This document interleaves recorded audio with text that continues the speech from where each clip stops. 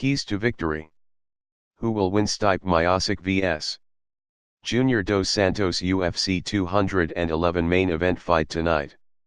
Heavy leather will fly later this evening, Saturday, May 13, 2017, at UFC 211 live on pay-per-view, PPV, from inside American Airlines Center in Dallas, Texas, as UFC heavyweight champion Stipe Miocic tries to avenge a 2014 loss to Junior dos Santos when the two meet in a highly anticipated rematch.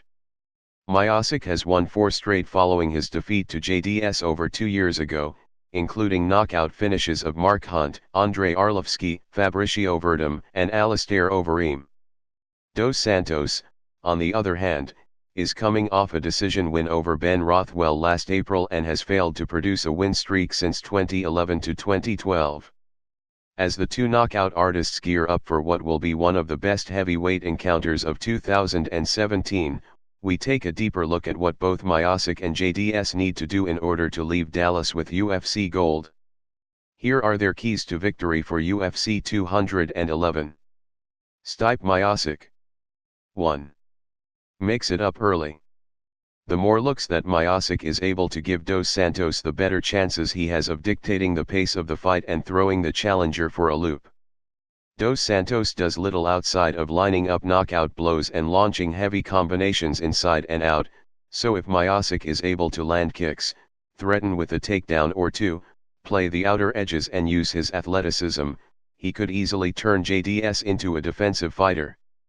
Of course, Miocic is going to have to land his patented boxing if he's actually going to stop JDS before the conclusion of 5 rounds. That means he has to be aggressive with his offense, but remain unpredictable with his speed, angling, footwork, spacing, and combinations. 2. Lean on his wrestling.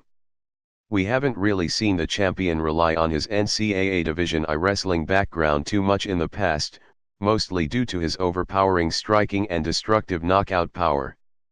But despite putting that portion of his game on the shelf for the good part of his UFC career, Miocic is a really good wrestler who can certainly dictate a fight by utilizing his ground game and scoring in top position. While Cigano is one of the more difficult heavyweights to drag to the canvas, he is susceptible to taking damage off his back whenever he finds himself there. Just ask Cain Velasquez, who battered JDS after taking him down 13 times in their last 2 fights. Miocic isn't quite on the same level as Velasquez, but he should be able to build off of the lone takedown he landed on Dos Santos back in 2014. Junior dos Santos. 1. Attack early. While JDS hasn't recorded a first-round knockout since sending Velasquez packing at UFC on Fox 1, he remains arguably the most dangerous puncher in the division. One of the only fighters that could hold a candle to Cigano would be Miocic. Miocic has shown an ability to absorb a ton of damage and remain effective on his feet, evident by his 5-round war with JDS the first time around, but the champ got dropped bad in his last title defense opposite Overeem at UFC 203. If Dos Santos can find a home early for one of his barbaric uppercuts or crushing overhand rights, Miocic may be leaving Dallas without his shiny gold belt.